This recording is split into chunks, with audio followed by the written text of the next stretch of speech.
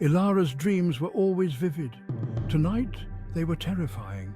A creature loomed, all shadows and smoke. It had no face, just a swirling void. This was the Dream Eater. People whispered of the Dream Eater. He was a monster, they said. He feasted on dreams, leaving only emptiness. Elara trembled, but she didn't run. She stayed, facing the creature. Why? She whispered. The word echoed in the vastness of her mind. The Dream Eater turned towards her, a silent, terrible presence. Then he spoke. His voice was like dust and echoes. "They forgot me," the Dream Eater said. "They forgot how to dream."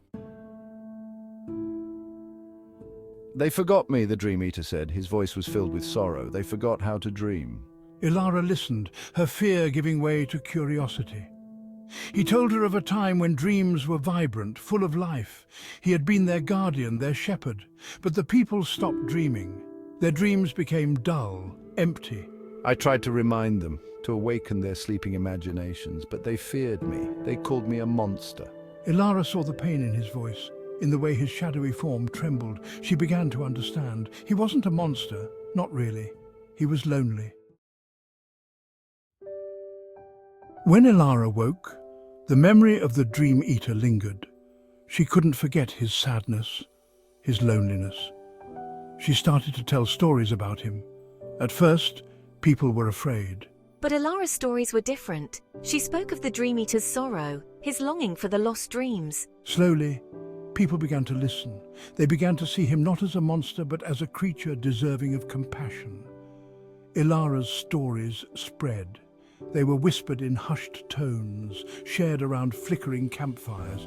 With each telling, something changed. The fear lessened, replaced by a fragile understanding.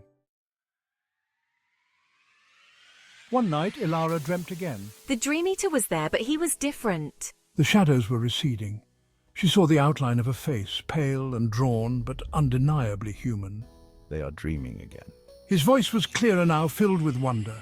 Light emanated from him, faint at first, then growing stronger. Elara watched as the shadows completely receded. Standing before her was a man. He was tall and thin, with kind eyes that held the weight of centuries. His touch was gentle, his smile filled with gratitude. He helped them to weave their dreams, to find magic in the mundane. He was no longer alone. He walked among the people, no longer feared but welcomed. And in doing so, they had reminded him of his own humanity. The Dream Eater was no longer a monster. Elara's compassion, her stories, had reminded people of the beauty of their dreams. And she, the girl who dared to listen to a monster, had played her part in bringing him back from the brink. Elara knew deep in her heart that the Dream Eater would never be truly whole without the dreams of humanity. The world, once shrouded in the darkness of forgotten dreams, was bathed in the warm glow of imagination once more.